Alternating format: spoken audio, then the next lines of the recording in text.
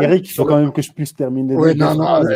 Je veux dire, à un moment donné, laisse. je te le ramène, là, le livre de Haytham Ibn Ayaan Aït Saïd, Yahya. le deuxième. Je veux dire, et lui aussi, il rapporte d'autres textes. Et tout ça, je veux dire, ça, c'est connu. C'est quelque chose qui est connu, ces condamnations du XVIIIe siècle et du XIXe siècle. Je veux dire, les massacres qui ont été commis, je veux dire, il y a des témoins.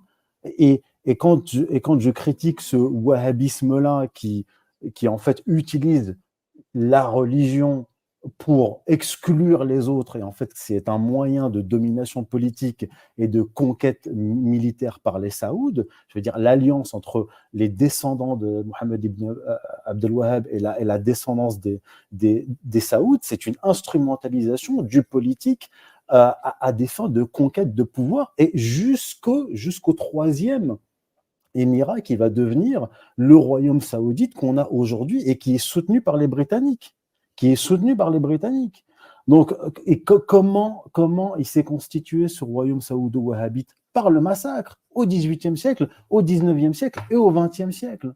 Donc, et ça part de Mohammed ibn Abdel Wahhab et de son alliance avec les Saouds. Donc là, on peut dire encore une fois qu'on est dans une instrumentalisation du religieux. Donc on est déjà dans l'islam politique, voilà.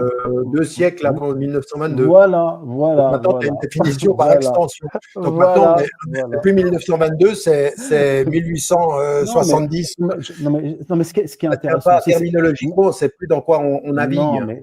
Non, mais regarde ce qui s'est passé quand même à l'époque. C'est-à-dire qu'à l'époque, on est dans la période du califat ottoman.